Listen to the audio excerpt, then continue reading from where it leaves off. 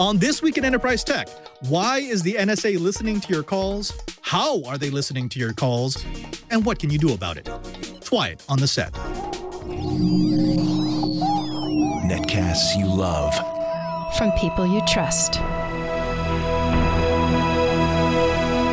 This is Twit. Bandwidth for This Week in Enterprise Tech is provided by CacheFly at CacheFly.com. This is Twiet. This Week in Enterprise Tech, episode 46, recorded June 17, 2013. NSA Deep Dive. This Week in Enterprise Tech is brought to you by GoToMeeting with HD Faces by Citrix, the powerfully simple way to meet and collaborate with colleagues and clients from anywhere.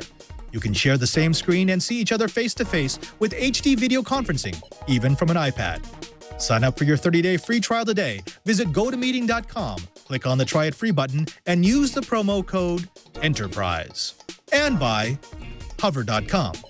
Hover is the reliable domain name registration and management service that's simple, honest, and easy to use. For exceptional customer support and 10% off your new domain name, go to hover.com/enterprise and enter offer code ENTERPRISE. And by TechServe. TechServe assists U.S. businesses of all sizes with their technology needs, including Apple, Avid, Adobe, and HP solutions. Visit techserve.com/Twiet and receive a complimentary iPad deployment assessment. Welcome to Twiet, This Week in Enterprise Tech. It's the show dedicated to the enterprise professional, the IT pro, and the geek who just wants to know how the world is connected. I'm your host, Father Robert Balacer, the digital Jesuit, your guide to all things in the enterprise. And as always, I am joined by an all-geek, all-star, all-stellar cast, starting with my good friend, Mr. Brian Chi, the evangelist for Thin Links in Honolulu, Hawaii. Brian, how are you today? And, well, how's the weather? Well, it's a little rainy and overcast, but you know what? I want to send out some love to whoever wrote the Windows 8 Twit client. It's awesome, and I can watch the video and have the chat right at the bottom, and I can cut and paste to it. It's great. So shout out to the developers for that app. We love developers. Now, we've also got joining us from somewhere. I'm not exactly sure where he is because he's always on the road. Mr. Curtis Franklin from Enterprise Efficiency. Curtis, thank you very much for coming back. It is a pleasure to be here, Padre. Today I am in beautiful Boston, Massachusetts, up here getting ready for the E2 conference and sharing a hotel with much of the sporting press from the nation. They're in town for some very important stuff to do with hockey. He'll be right back. Now, of course, our panel is filled by a man who really needs no introduction on this program. When we talk about the honestness, the truthfulness, when we talk about keeping us real, there's really only one man who we have to mention. That's Mr. Oliver Rist. Oliver, thank you very much for joining us. And where do you find yourself today?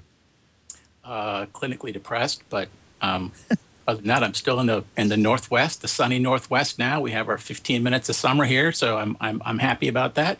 And yes, I'm going to keep you honest and going to tease Brian a lot. So the panel is set. That's who we're going to be having on the show. That's what we're going to be talking about, specifically about the NSA. Now, I want to stop and put a disclaimer. Everyone take a collective deep breath, hold it for a second, and let it out. There's been a lot of speculation about what this story is and isn't, what the NSA is and is not doing, what information is being gathered.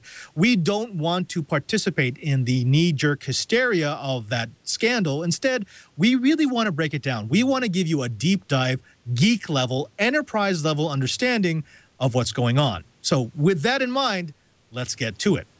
We know a little bit about the NSA scandal. We know how this is working. Let's do a quick explanation. There is the FISA court, the Foreign Intelligence Surveillance Court, which has been established to allow us to create secret orders, a secret court that can compel certain individuals, certain companies to do things in the interest of national security. Now, we're not here to debate the wiseness of having such an institution, but we know that the NSA spying scandal involves the FISA court. The FISA court allowed the government to collect and manage data from 9 different internet companies. We've got a story from Wired from their threat level that shows one of the slides that was released, giving us the timeline for this program known as Prism. Now, we know that Microsoft came on board in September of 2007, which makes sense because back then they were the largest tech company, they were the largest software company, and they had really, really good web services, Hotmail. Right after them was Yahoo in March of 2008. Of course, that was back when Yahoo and Hotmail ruled the web services roost. Google was added in January of 2009, Facebook in June of 2009, Paltalk in December of 2009, YouTube in September of 2010, Skype in February of 2011, and it's important to note that this was before they were purchased by Microsoft in May of 2011. AOL came on March of 2011, and Apple at the end of 2012. These are the 9 companies that together make up at least what we can confirm about the Prism program, that it's collecting data from those 9 entities. I want to, before we go any further, I want to go over to you, Oliver. You have a few opinions about this gathering of data on the corporate level. Does it make sense that these were the 9 companies that were singled out by the FISA court for data gathering? Well, one, let's just clear one thing up, and it's weird, I'm going to go backwards on it, but there was another article off ZDNet explaining that people got it wrong, right? These companies are not, quote, on board. These companies got targeted. However, while they're fighting it, they're losing a lot. So as the guy who has the data, I'm not sure that distinction really matters to me. Point is, my data is still getting spied on for the most part. However, it is good to know that on the corporate side, they're not taking it lying down. Then again, I don't think they have any choice because obviously if it turned out that Office 365 was giving away every single piece of data willy-nilly, their usage would plummet. So I think they have to. Right. What was your question? Actually, no. I do want to say that is actually a perfect distinction to make at the beginning of this discussion. When we say on board, we mean that they basically had to surrender to the FISA court. I mean, they received an order. They did fight it. All of the stories say that at some point they fought it, although they couldn't publicize that they were fighting it. And ultimately, they lost. And so their data started being collected by the NSA. The question was, does it make sense that it's these 9 companies? Why these 9 that were targeted first? Probably could be because they're the most popular. I do believe one of the quotes said, like, Dropbox coming soon, which was pretty ominous, right? So I think they're going to basically cycle through everyone. I think they picked these guys because aside from that Paltalk company, those are the most, the largest, most well-known, right? I think that's probably means they have the largest customer segment, ergo, they make, it makes sense to jump them first. Right. Cheever, let me go over to you because you and I have had a lot of experience with the actual hardware that allows this sort of data to be collected and to be sorted through. When you look at this list of 9 companies, are there any notable exclusions or, does the timeline make sense? That was Microsoft first, then Yahoo, Apple at the end. The list is pretty good. I agree with Oliver's. The NSA and so forth are probably going for low-hanging fruit. But I need to point out that the NSA is actually doing their job according to the mandate that when they were set up.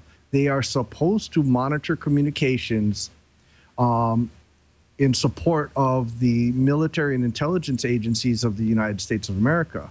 So they are actually doing their job and doing it correctly. The FISA court is where there is due diligence set up so that these corporations have a say in this. But as part of being part of the United States and the communications infrastructure, it is considered a strategic resource and thusly needs to be monitored because there are lots and lots of people that would like to do us harm. Okay, yeah. Curtis, let me go over to you. Again, trying to avoid the knee-jerk reaction, does it surprise you that these companies would be targeted, or even that more than these 9 companies would be targeted? This is where the data flows. This is where the data is stored. This is where the information is kept. Cheever's right? I mean, the NSA would rightfully go after these companies. Well, I think when you ask the question, why these companies for data, it's like the question that was put to Willie Sutton about why he robbed banks. He said, that's where the money is. Look at these companies. That's where the data flow is. And so I think it does make sense. You look at pretty much any list of top referrer or top talker, you're going to see these companies. And that's where it makes sense. All of this is very logical. It has nothing to do with politics of the individual companies. It has to do with the profile of their users and the volume of the data.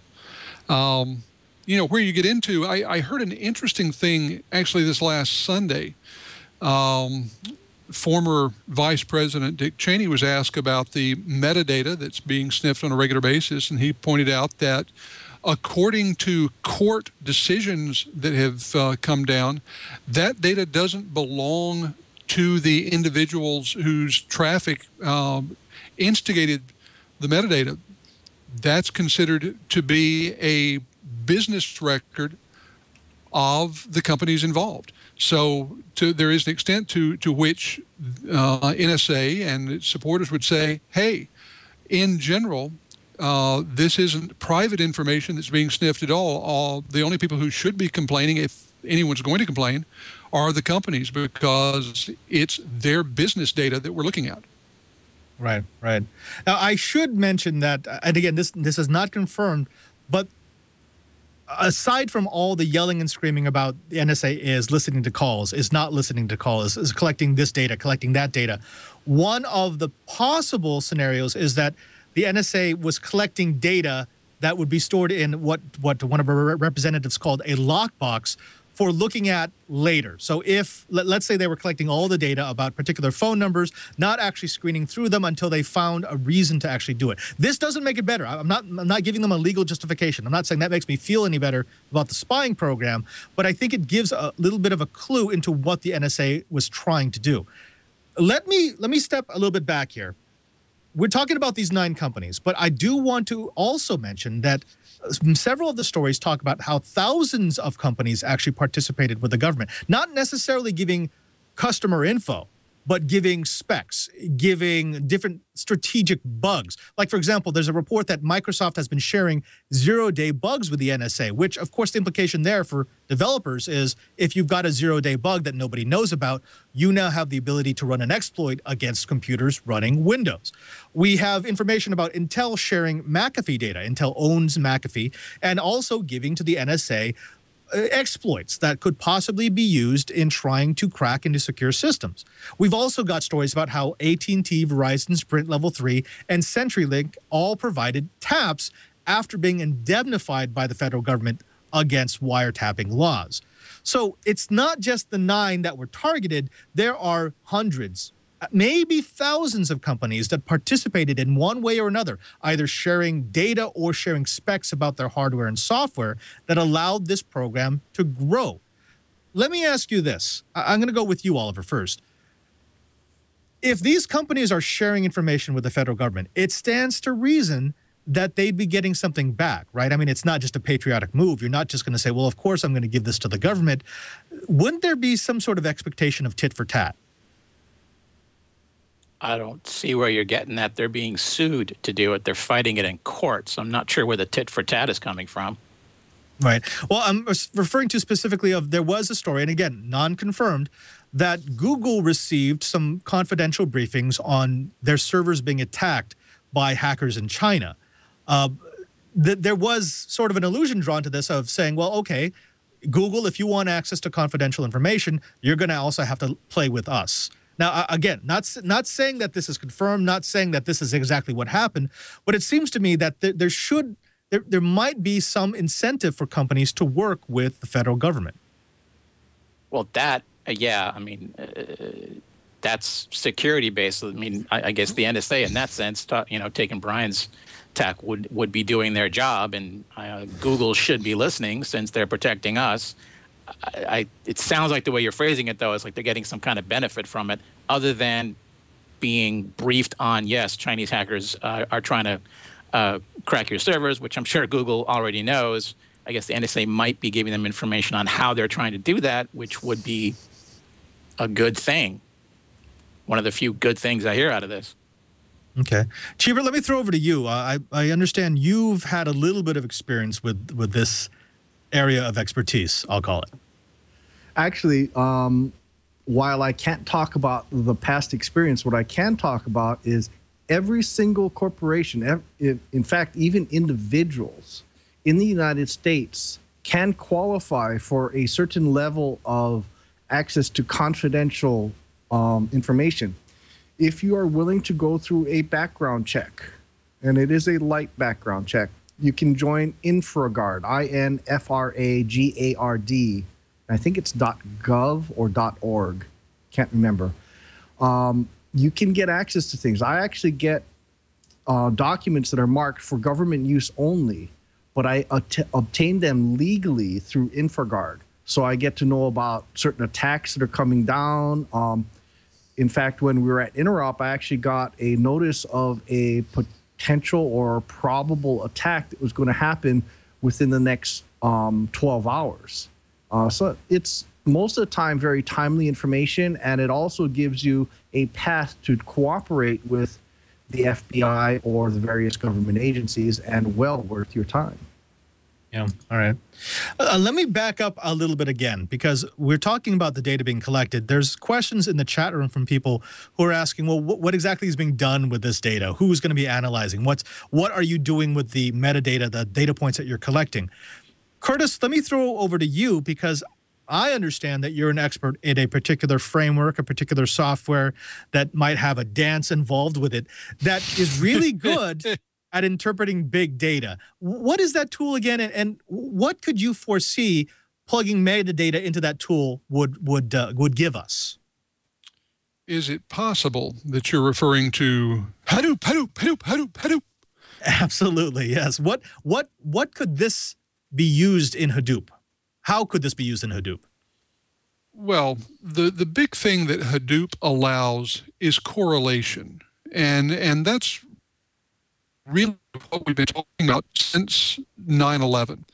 How do conversations between certain telephone numbers or between certain nations tie in to credit card transactions, tie into searches for information?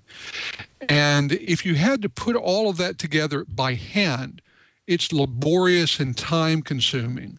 The whole concept of big data is that you can set algorithmic engines in place to churn through this information and look for correlations and patterns that say that when you tie certain patterns between certain endpoints together, it indicates that, well, bad guys might be at work. And that's what we're hearing from the government, that there have in fact been attacks that have been stymied because they've been able to put together these correlations. And that really is the question that everyone has to ask. Is it worth it if these things are effective? How much intrusion is an appropriate cost for a given level of effectiveness? And that's where we're going with this. I think that's where the discussion is ultimately going. Where is the intersecting line between the intrusion that we're willing to put up with and the protection against attack? And that intersection is a movable point. We get to decide where we want to fine-tune its location. Oh, okay. I do want to move on a little bit, but before we do that, again, responding to some of the yelling that's going on in the chat room, because this is a passionate subject, I want to read the constitutional passage that is affecting everyone here.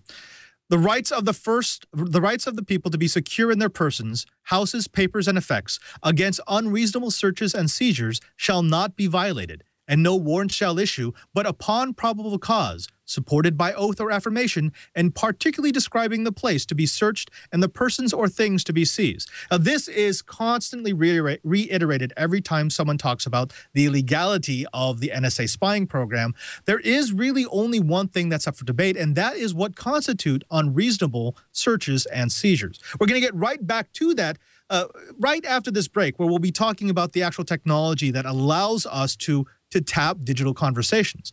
But before then, I want to take a break and talk about the first supporter of the Twiet Riot. And of course, that's Citrix and GoToMeeting.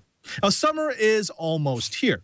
The weather is good. The kids are getting out of school. We're going on vacation. There are so many places that we would all rather be than in our office.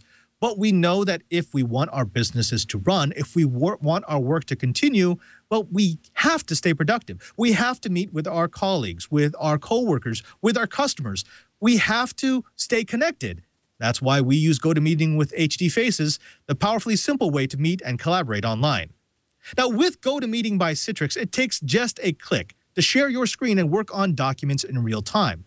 And you can just turn on your webcam to turn your meeting into an online HD video conference. You get to see each other face to face, which is like meeting in person. You can see a frown, you can see a smile, you can see if someone is actually getting it, rather than if they're just telling you if they're getting it.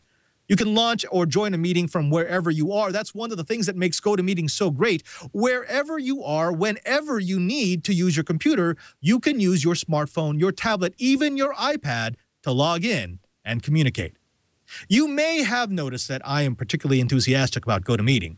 Well, that's because I use it on a daily basis for my work and, yes, for my podcasting. My work has me meeting with literally hundreds of coworkers and colleagues each month. I used to jump in a plane each time I had a meeting because that was the accepted way of getting face-to-face time. But I switched to GoToMeeting, and I haven't looked back.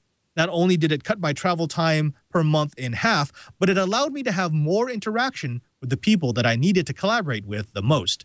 It saved my organization money, it saved me time, and it saved my sanity. I love GoToMeeting. It's so easy to use, and with HD Faces, it really is like meeting in person. So here's what I want you to do. I want you to have the same peace of mind that I have. I want you to try GoToMeeting free for 30 days. For this special offer, visit GoToMeeting.com, click on the Try It Free button, and use the promo code ENTERPRISE. Remember, use the promo code ENTERPRISE. That's GoToMeeting. Meeting is believing. And we thank Citrix for their support of This Week in Enterprise Tech. Let's get right back to it. One of the things that we pride ourselves about here on Twiet is that we like to take a nerd's eye view of the topics, of the news, of the stories that are affecting people's lives. So I'm going to bring back a segment that we ran very early in the program that talks specifically about taps, what they are, what they can do, and how you use them. This is Stuff My IT Guy Says.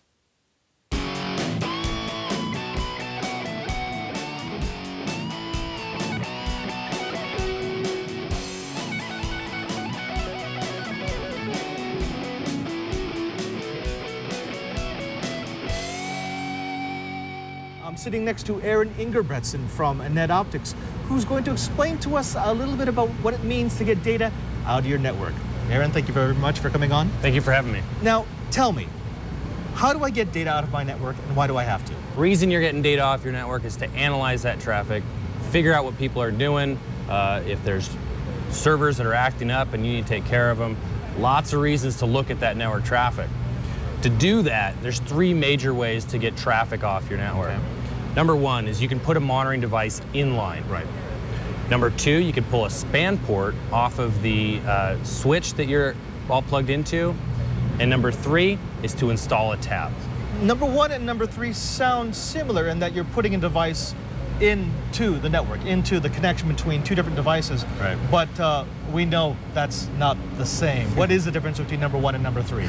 So number one is putting that device in line. If that device fails, network traffic stops. Whereas with a tap, right, you install a tap into your network between those two devices.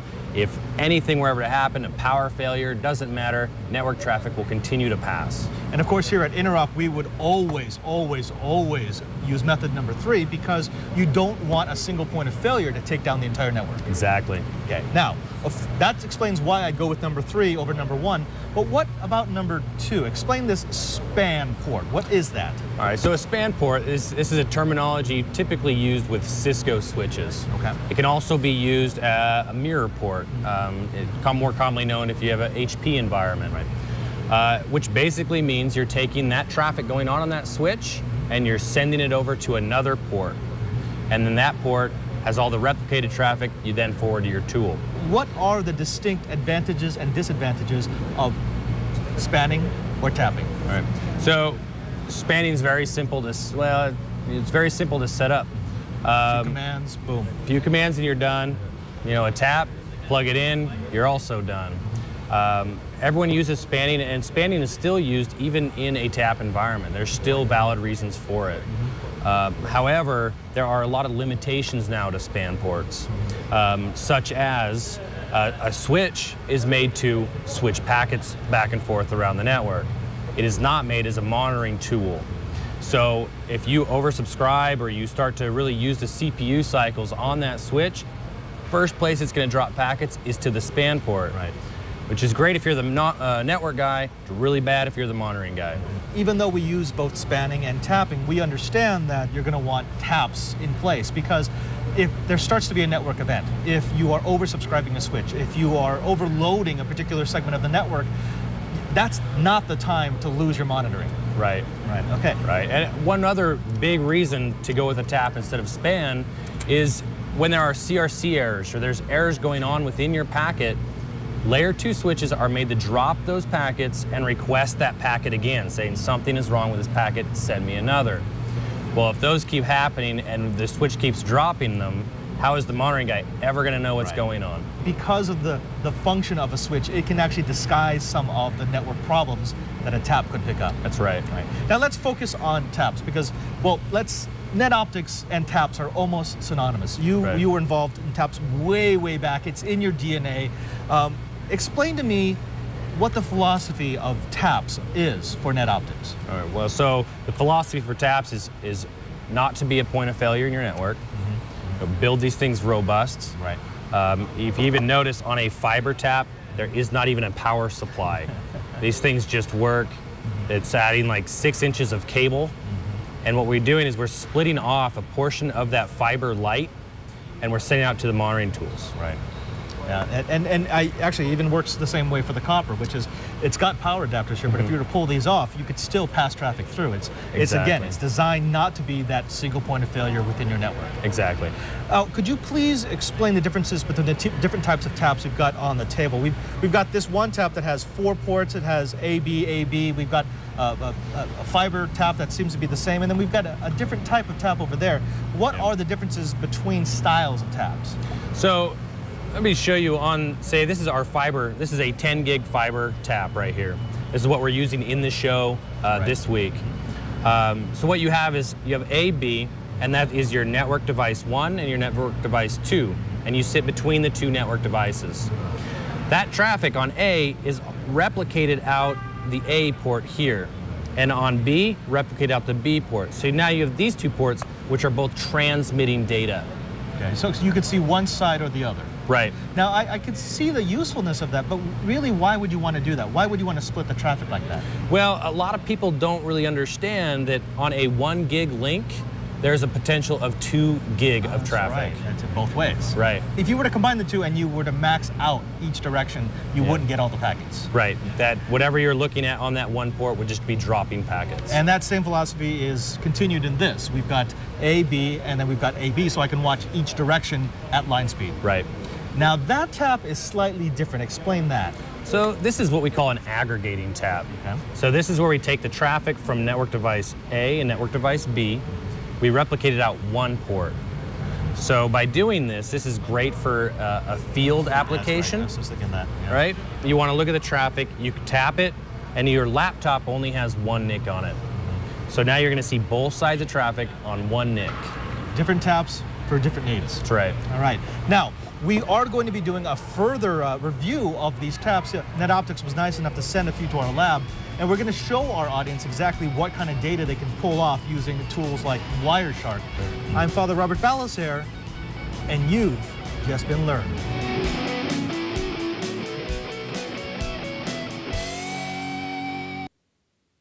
So when we talk about taps, it really needs to go no further than the description that we just gave you. They're devices that go in line that allow you to pass traffic through, but can siphon off the data, can get exact copies of all the data that passes through the device. It doesn't matter what kind of tap you're using. You might be using a copper tap, you might be using a fiber tap, you might be using an aggregating tap. The technology is the same, and we showed you in last week's episode, if you want to go back, exactly what kind of data you could capture off of that. But what I want to explain now is something that Steve Gibson started explaining on Security Now last week, and that is, well, the Prism Effect. We're going to show you in the video, for those audio listeners, we've got a piece of fiber shining a laser through it. If you bend the fiber enough, you can actually see in this video how the light starts to show through the cladding. That's essentially all that you're doing inside of a tap. You're bending the fiber enough so that some of the light starts to come out. And the more you bend it, the more light comes out. It continues along the way, but you're now splitting the strength of the light signal so that you can take some of it and siphon it off to your capture device, whatever it might be. Chibert, I know that you've played a lot with fiber. It really is that simple, right? You bend the fiber and you get light out of the side. Yeah, for certain types of taps. Some taps actually go through, they actually go and scrape away part of the cladding and bond the tap fiber to it. And that allows you to get more light out of it. But yeah, literally, you, especially on things like multi-mode fiber, you could actually just bend the fiber, put it in a jig, bend it, and you can actually pull the data off it. This is why in high security installations, there's actually specialized equipment that will actually monitor a waveform to see if it changes. Right, right. Now, there are some people in the chat room who are referring to beam splitters, who are referring to different ways of dividing optical energy. But some of the highest end boxes, and I'm talking, I think I can mention them, Gigamon, Net Optics. If you open them up, it really is just fiber. There's no complicated optics in there. They just have a really good way of scraping away the cladding and getting just enough light out to allow the signal to continue to propagate while getting their tap. I bring this up because there seems to be a fight both in our chat room and on the web of exactly what you would have to do in order to be able to tap a line. Some people are saying you have to install millions of dollars worth of equipment. It really isn't that complicated. Curtis, let me go over to you. On the enterprise side, we talked about this last week. We all just assume that everything that runs through a network is going to be tapped, right? Everything is going to be monitored. We know this. When I walk into my office network, I just assume that any packet is going to be recorded somewhere, maybe monitored, maybe turned into data that my IT manager can use. Well, certainly if anything is going over the internet, that's the assumption. And that's why companies, especially those in regulated industries, invest so heavily in encryption technology. They want to make it so that when the inevitable interception occurs, that the data that is collected is meaningless to the individual or organization collecting it. The only way around that really is a dedicated private network. And in the companies where you see those, you also see some very high security endpoints and transit mechanisms. So for most individuals, for most companies, for most instances, the assumption is that someone somewhere is listening to your data. Oliver, let me go over to you. You've been a little quiet on this side. What do you think is the perception of this tapping process? Do Americans understand what's going on when they say that the NSA has been tapping your data stream? Probably not. I mean, they're going to base it on the concept of a phone tap, right? Which means they're listening to everything, they understand everything, and fancy analysis is not required, right? It's basically evidence as soon as it comes off, which obviously isn't true. They have to do a lot of big data analysis. But I was wondering, are you saying the government would have a problem installing these taps? Not really, no, not at all. Actually, they have access to all the physical lines. I'm saying tapping it's really trivial. There's not much that's involved in tapping a fiber optic line.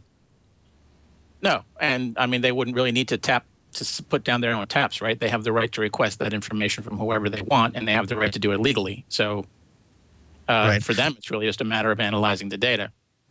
Well, see, this is interesting. And again, listen to Security Now last week if you want to hear Steve Gibson's analysis. It is actually excellent analysis. His take on it was the name of the program, Prism, kind of gives away the fact that the government they're just tapping the lines. They wouldn't actually have to go and install equipment in the back rooms of Google and Microsoft and Facebook and Apple, etc. They just need to tap the line. They just need to get onto the backbone, go to AT&T, find the interconnects between these companies, and effectively that gives them access to all the same data. I mean, they don't have direct access into the server, but they actually do have copies of every single bit of data that passes over the network. Now, let's go on to a related topic here. In the chat room, CR1 wants to know, well, once we've tapped this, once we've actually got copies of the data stream, what do we do with that data? If Jammer B will run that second demonstration video, we've actually got a demo here of Wireshark, which is a free, very easily available program that you can run on your computer right now, which will allow you, in conjunction with a tap, to capture pretty much every bit of data that's going over the network and put it into terms that even the layperson can understand. What you see in this screen right now for our audio listeners is we've got a computer on the left that's running a web page. This computer on the right is running Wireshark, and the status screen is actually the individual packets. Now, the amazing thing is that within this screen, you see the source, you see the destination, so where it's coming from, where it's going to. You even get to see what kind of traffic it is, and you can actually decode it. You can use this to decode in real time a voice over IP call, or you could watch someone's web stream. You could watch video that's being transferred over a network simply by running the captured traffic through Wireshark. Chibert, I know that you've played a lot with Wireshark with tapping software. How difficult is this to do? Not hard at all. Wireshark does take a little bit of learning, but it's not horrible. Now, what I should point out is Wireshark is actually a very simplistic protocol analyzer. There are hundreds, maybe even thousands of products out there that allow you to correlate data feeds from lots and lots and lots of places. In fact, the NetScout guys are working with me on installing an InfiniStream into the University of Hawaii School of Ocean Earth Science and Technology network, because what we want to be able to do is track down problems that are transient. So we're actually going to be tapping our main feeds using a Gigamon box and correlate what's going on between a lot of different switches, because we've got a transient problem where we're getting connections being dropped on large FTP transfers. And unfortunately, the data off the switches is not giving us an answer. And some of the vendors of the switches are sitting there scratching their heads. So we're going to actually take it up a notch and correlate across multiple switches and multiple feeds. Right, right. Now, Curtis, I want to throw this over to you because there is one more element that we've spoken about previously on Twiet that I think needs to be brought up, and that is this tapping works because of peering, because of the way the internet works. Now, really quickly, for the folks playing at home, can you explain exactly what peering is? Well, peering is the concept, really, it's the basic concept behind the internet. The notion that we have separate networks that are brought together and that all of these have a relationship, a defined relationship that can vary between one or the other of the networks. I mean, you can have transit relationships where there's a business relationship between the networks that says, I will carry your traffic and you will pay me a little bit for every bit that's carried. You can have true peers where basically they agree that transit is going to happen, but because the volumes of traffic are roughly the same, they will do a trade agreement or a customer, which is pretty much what it says. And the nice thing is that with each of these, you have routing relationships that define how the traffic is going to be prioritized, how it's going to be routed between nodes in the network. The ultimate goal, though, is that when you have a customer on one edge of one network, another customer on an edge of another network, that the two customers can send traffic back and forth without ever having to really know how it gets from place to place. Yeah, yeah. But of course, the most important item here is that peering is what allows a tap to be effective in getting data from all these different providers.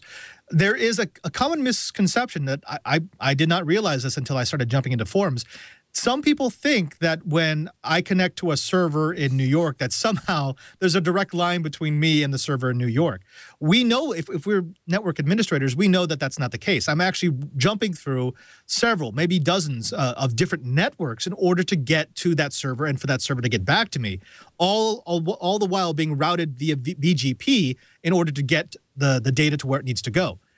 If I get a tap somewhere in the backbone, it allows me to basically sniff data from multiple servers, multiple providers, multiple ISPs. I'm sorry, you were saying? No, that's entirely true. Now, what it may not do, and this is important as well, is let you sniff every packet of a particular conversation, because what you've been talking about obviously is packet switching versus circuit switching. The I have a direct line from point A to point B is the old telephone model, where in the original Bell system, that's exactly what happened. A copper connection was established from one telephone to another, and very early networking used the same model. What packet switching did was break that up and say that for every individual packet of network information, a separate, very brief, almost ephemeral circuit would be established.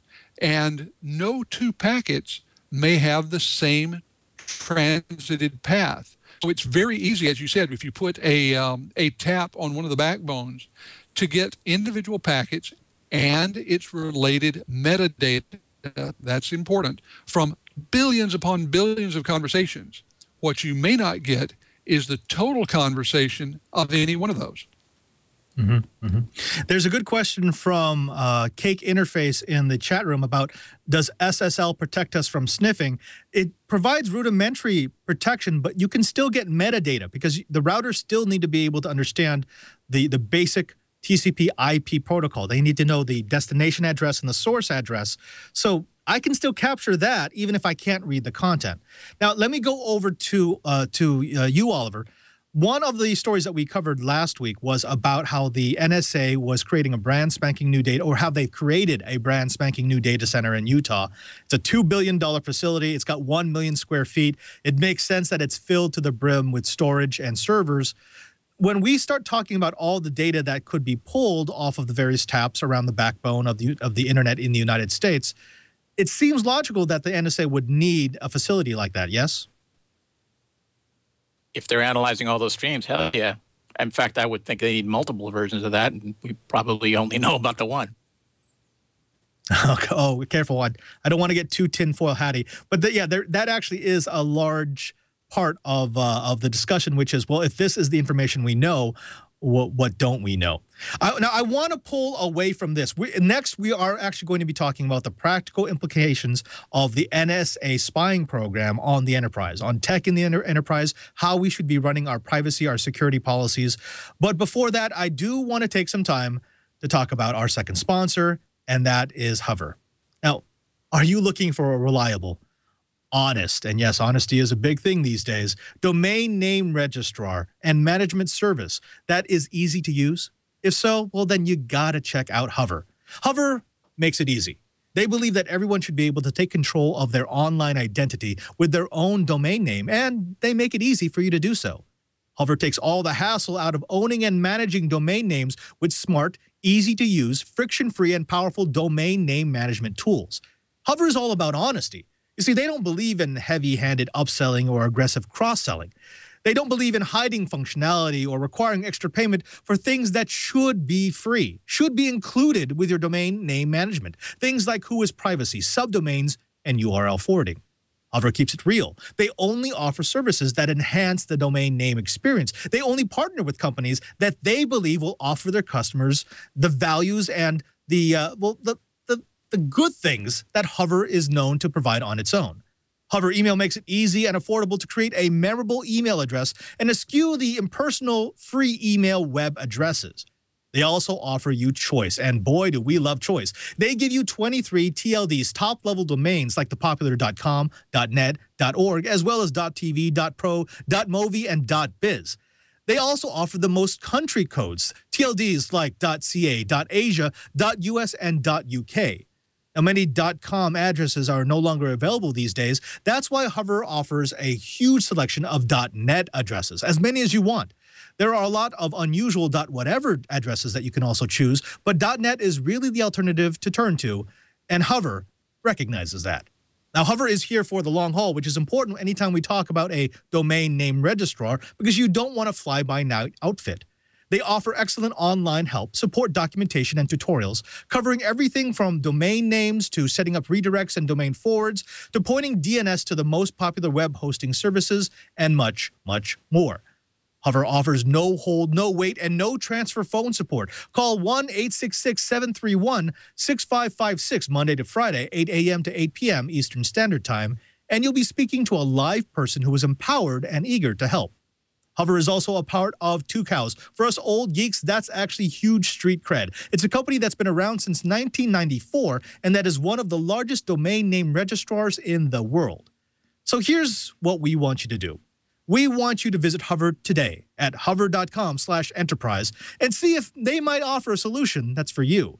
To register your domain name, use our offer code ENTERPRISE and get 10% off.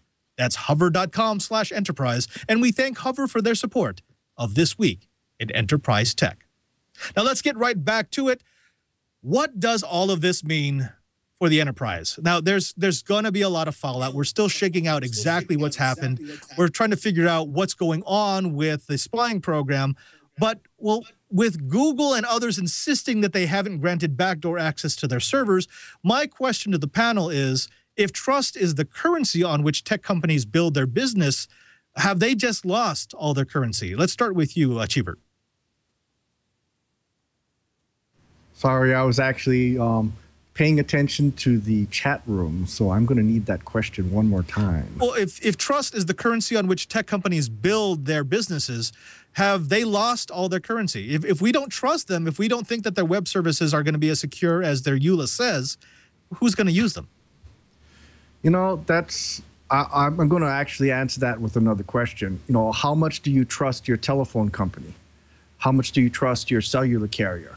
All of them have agreements with the federal government for tapping under certain conditions.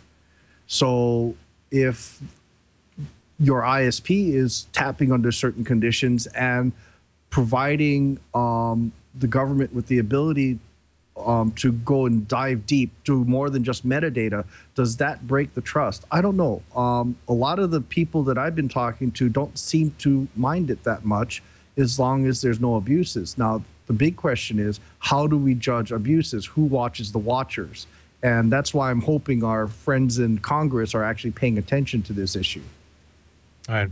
Oliver, let me throw over to you.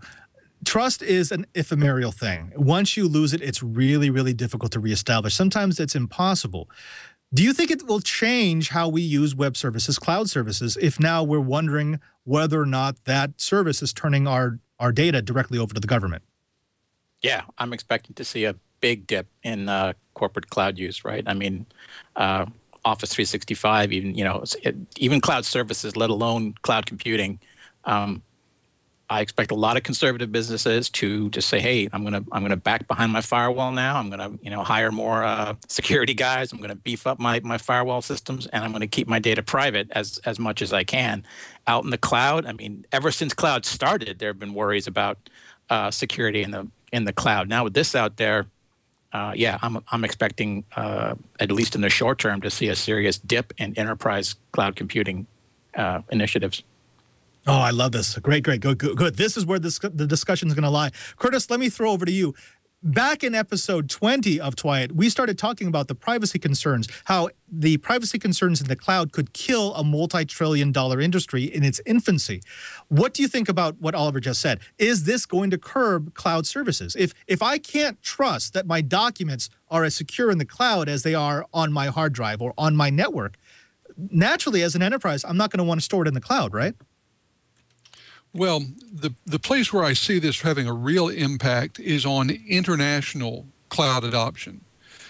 Within the U.S., if you go to a company and say, you know what, if the Justice Department tells a provider that they have a court order to look at your stuff and your provider is going to have to cope with the court order, the enterprise is not going to be surprised. I mean, the enterprise itself would have to respond to a court order. That's part of the justice system in the U.S.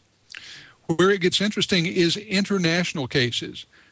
Companies located overseas have different relationships with the courts and different expectations of privacy than U.S. companies have. And so what I see here is a segregation of data on national boundaries. We're going to see, to some extent, some limits on the internationalization of the cloud, and I think that could very well end up slowing things down just a bit. I like that. Cheever, talk to me about that internationalization of the cloud, because again, another angle to this story is the fact that some of what the NSA is doing seems to fit quite well within what they were empowered to do by law. But what about international companies, international enterprises that are doing business in the United States? Their data is passing through our network. They're not necessarily subject to all the same laws. This seems to be just an angle that the law is woefully equipped to handle. I don't know. You know, the Europeans have known that the U.S. taps any communications between America and their trading partners or business partners. And, you know, don't think the Europeans aren't doing this. The Europeans are just as good at tapping lines as the United States is. And especially when we start getting into Asia, you know, our friends in China, their equipment, a lot of their equipment from Chinese manufacturers have been proven to phone home. So, yeah, it's part of doing business. Yeah, if you have data that is sensitive to you, for God's sakes, encrypt it. At least make the NSA work hard to get at it. But yeah, this is part of doing business now. Okay. Let me back up a little bit again. And so we've got the NSA essentially saying that their spying has broken up at least 20 countries worth of plots against us. They claim that they've captured less than 400 phone numbers that were checked against the database of U.S. phone records, and that these checks have helped them to stop a 2009 Al-Qaeda plot to blow up a U.S. subway. Now, this is all in the realm of public opinion. You can believe it or you cannot believe it.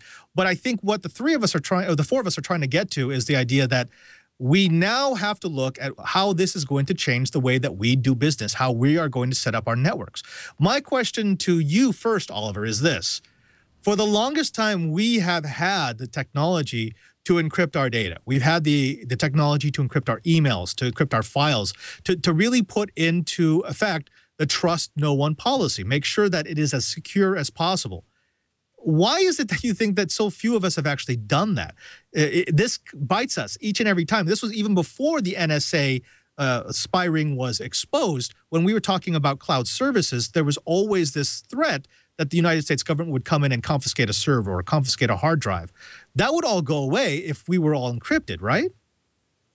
You're talking at an enterprise level or an individual level? Both. Enterprise level, I'm not at the enterprise, at the big business level, I'm pretty sure they do whatever they're required to do based on compliance laws, right? And if that includes encrypting data, which I believe it does for at least part of HIPAA, they'll do it, right? Medium-sized or small businesses, yeah, I'm sure those guys skate, and partially because they either think or it does actually add cost to their IT management, and they don't really understand what's needed, right? This is another mystical topic that they're not. It's an added learning curve, and that's, I think, the same reason that individuals don't do it, right? I don't want to deal with encrypting my email. I just want to press send, right? And the scary thing now is with this lone wolf provision of the FISA Act, right? I'm sure it's a very small percentage of the population that does actively encrypt its email. So I guess if you start doing it, now you're going to wonder if you're being flagged. I like that. I like that. Curtis, let me go over to you. From the enterprise side, how is encryption looked at in terms of compliance, in terms of best practices? Is it really a concern in enterprises, at least the enterprises that you've dealt with? Oh, you're muted. Thank you. There's a shift that's going on as I talk to companies. 10 years ago, encryption was something that happened on a case-by-case basis. But now there's a growing realization that one very realistic security posture is, as I've talked about, the assumption that anything you send over the internet will be intercepted and that hackers will get through your perimeter defense. And so you're seeing a growing number of companies who are taking the position that everything needs to be encrypted. Data at rest, data in motion, on a whole server, whole disk, whole database point of view. That also provides, I think, some better legal protection, because all of a sudden it's not a question of, well, gee, why did you encrypt this file? Was there something in it that you thought would be encrypted?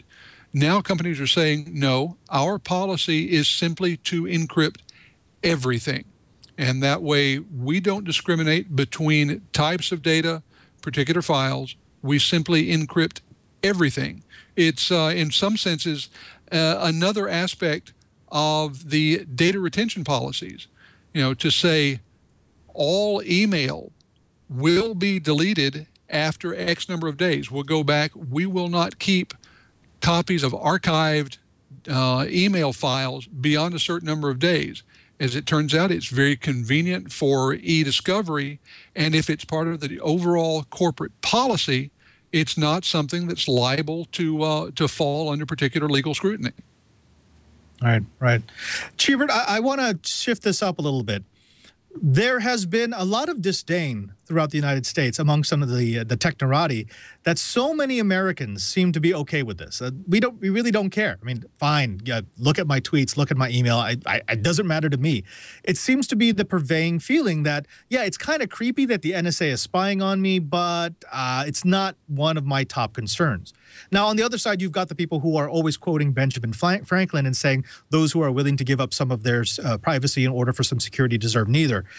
Is there a mid-ground, or have we seen really a mindset shift? Is there a difference in this generation, especially the millennial generation, that is so used to being social, that is so used to oversharing, that what the NSA is doing, it doesn't seem like anything new?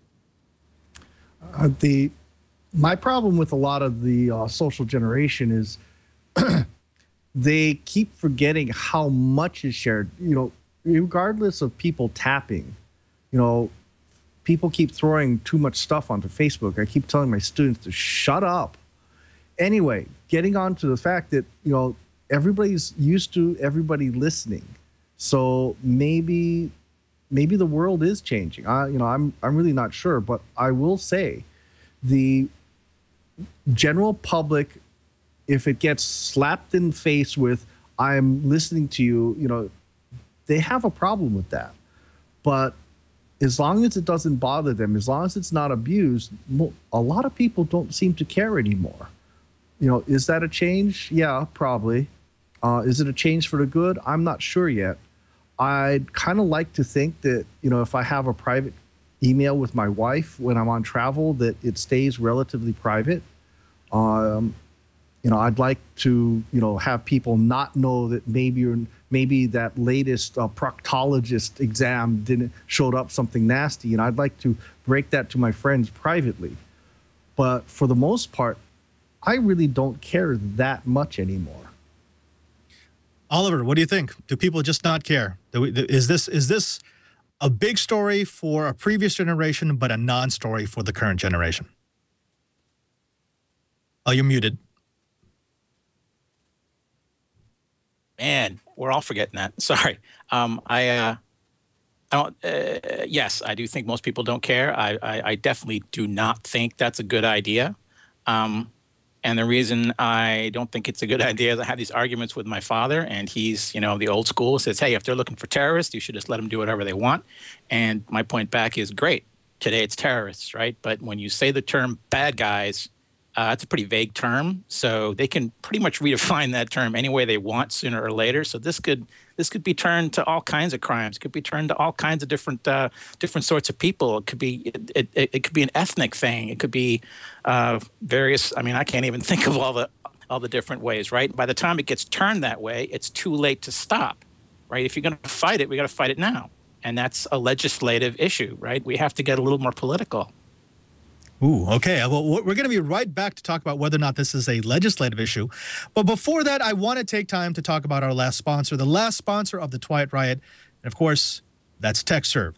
We talk a lot about enterprise tech, but not a whole lot about Apple tech. And that's just wrong, because we know Apple is a big part of the enterprise. With BYOD, with the changing environment in today's IT infrastructure, Apple needs to be part of the discussion. That's why I'm really happy to have TechServe on board as a supporter of the Twiat Riot. Now, as New York's premier authorized Apple reseller and technology provider, TechServe serves creative professionals at all levels, from individual customers to Fortune 100 companies. TechServe carries a full range of Apple products, from iPhones and iPads to iMacs, MacBooks, iPods, and accessories. TechServe also has a range of partnerships with top vendors who facilitate flexible, efficient, and creative solutions for all of your business needs.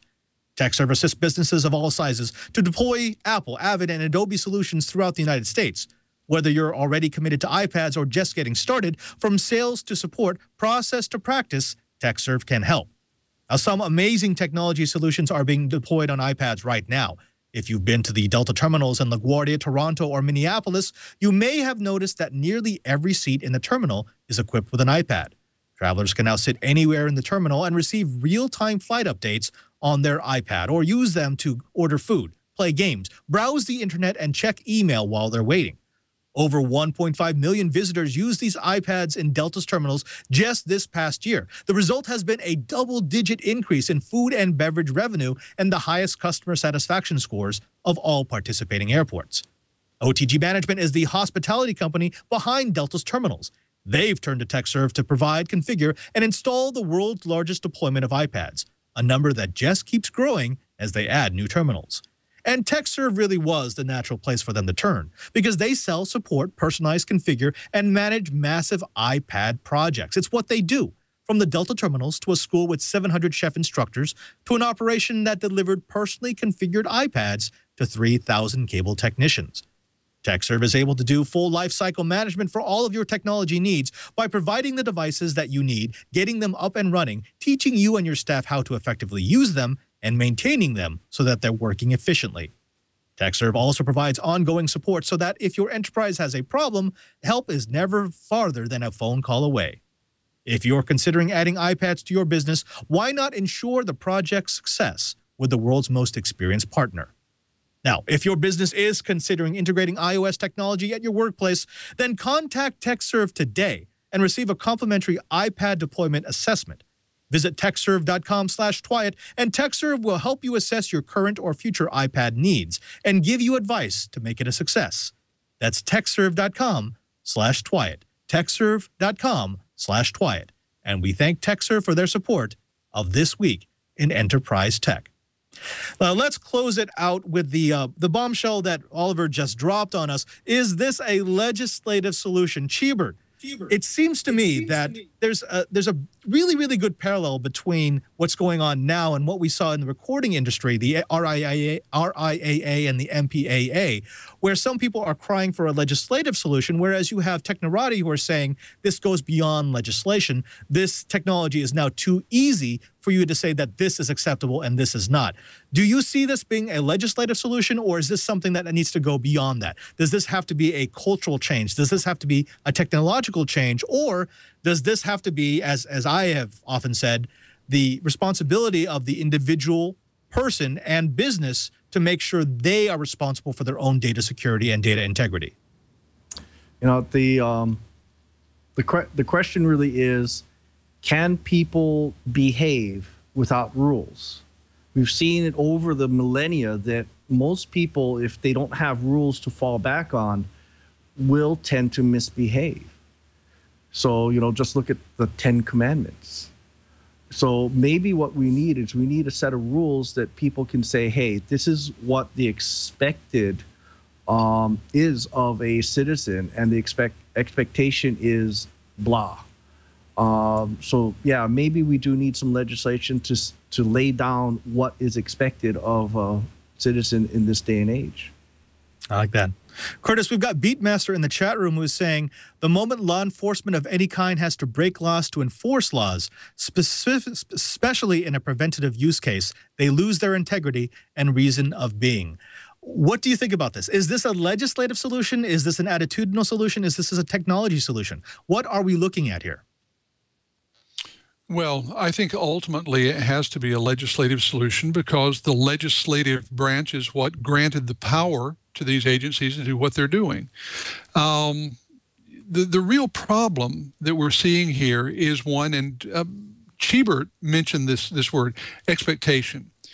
People were going along with one set of expectations, and all of a sudden, they've been told that what was happening was something else. Now, people told their legislators in the clearest possible language that they really, truly did not want to have to worry about being blown up in their own cities. The legislators responded pretty reasonably by saying, great, we want to be reelected, so we will do what we must to prevent that. And they granted the power to the people who are charged with making that happen, the NSA and the rest of our security and surveillance apparatus. Now that the debate has come about what we're dealing with, what's actually required to protect us, people are saying, well, maybe it's too much. It's a debate that needs to happen. It's a debate that must include the legislative branch. And I think it's one where the answer is probably somewhere other than where we are right now. The real damage behind all this, though, is the fact that we've seen a lot of people say that their basic faith in government, their trust in the government institutions has been damaged. And that has a whole series of consequences that go well beyond the basic debate about whether someone is listening to your phone calls or reading your emails. That's actually a great point, Curtis, that the fact that we've lost our faith in our legislators. We've lost our faith that they're doing what they're supposed to be doing to protect the Constitution, which lets me go over to Oliver. Oliver, listening to all of that, listening to this idea of what kind of legislative solutions could be put into place, whether or not we have the trust that we need from our people, of our legislators, of our government, what are we looking at in terms of the near-term solutions? Because sussing this out is going to take a long, long time. There's going to be a lot of dishonesty. There's going to be a lot of hearsay. There's going to be a lot of conspiracy theories. But if you were running an enterprise today, what would be the things that you would concretely do to take responsibility for your privacy and then maybe to push for legislative solutions? Sadly, my immediate... I would like to say that I would triple my security immediately, but I think it would depend on what kind of business I was in. But if I was in a business where I had data I really thought I needed to protect, I would be a turtle in my shell right now. Everything gets pulled in, everything gets hidden under armor until I see something being changed. It's just too scary, right? I mean, I've lost my trust in my government mainly because I'm not sure what they're going to do next. I see a lot of stuff in the chat room here on Brian's comment about rules, right? Okay, but I think we have all the rules. The rules are there. It's just they're so complex we can't understand them. So you don't really know what's going to get dumped on you. So yeah, I would. As far as the solution goes, you're asking the wrong guy. I don't see one in the near future, right? The solution would be the American public getting together and making a political issue out of this. And frankly, I haven't seen that in a few decades. I'm not sure if that's actually going to happen. Yeah. Curtis, let's go over to you. Are you going to turtle? I mean, is that your advice to businesses that in this day and age, until we've figured this out, that they need to be as paranoid as possible? They need to pull it back within the firewall. They need to get it onto their own servers, onto their own networks, get any sensitive data out of the cloud, out of places where it could possibly be that easily copied and, well, essentially spied upon by the government. No, these days, especially for smaller companies, that's an awfully expensive way of turning.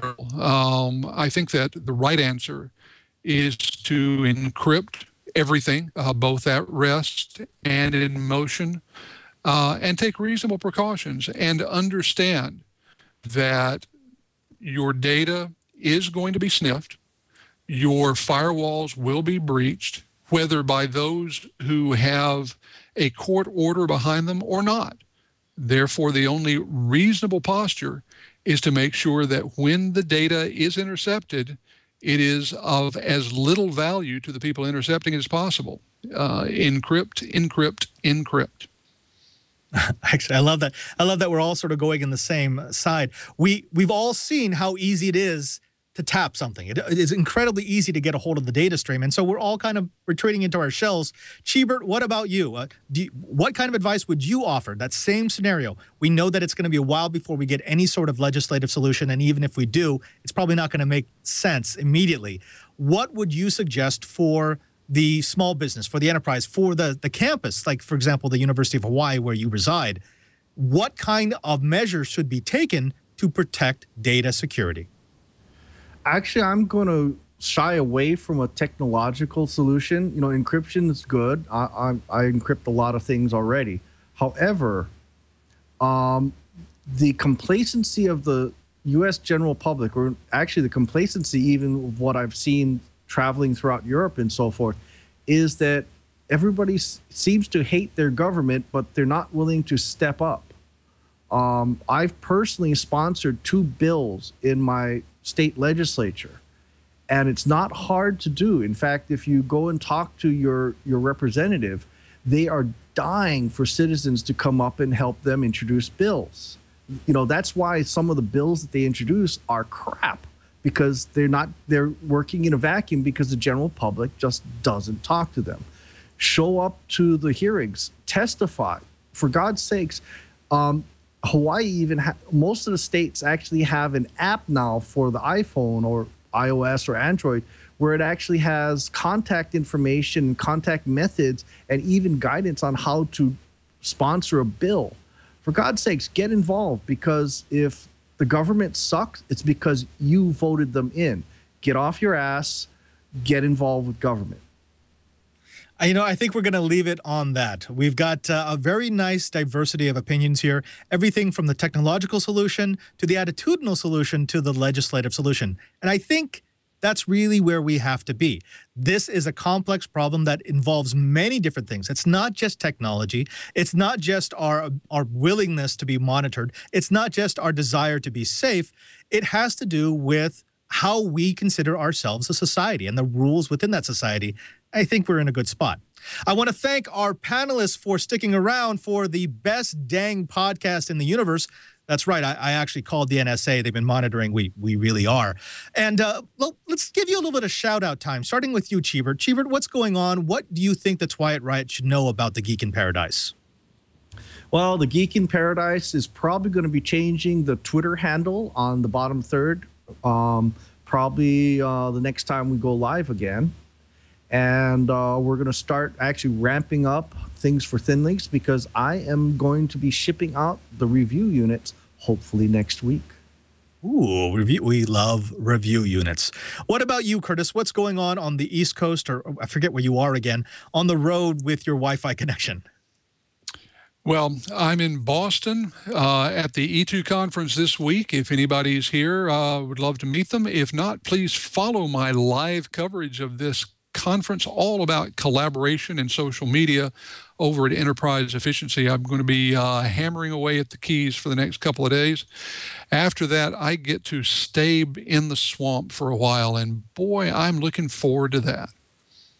Oh, thank you, thank you, thank you. Oliver, it's always a pleasure to have you on the program. Tell the Twilight Riot what you're up to, and if you have any exciting projects coming up.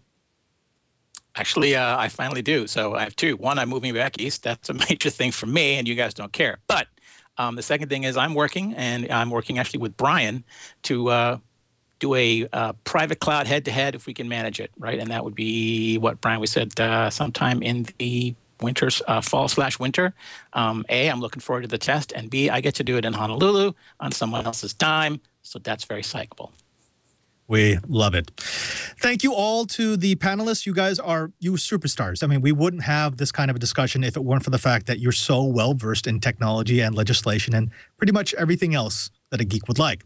I also want to thank you. That's right, the person watching this right now, the person listening to this, for listening to Twiat. We wouldn't do this show if we didn't have your support, and I'm just absolutely blown away by the amount of support that we've gotten over this past year.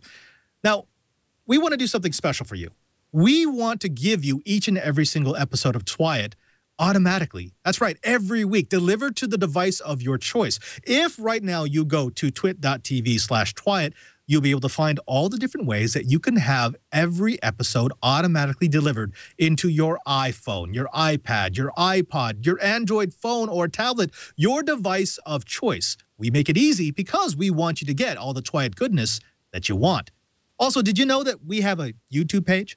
That's right. If you go to youtube.com/Twiat, not only will you be able to find all of our episodes, but we're starting to put up special content. That's right. All the little pre-recorded segments, stuff my IT guy says, the pro gear, pro tip, the data closet, things that, well, just strike my fancy will end up there. So please go and subscribe.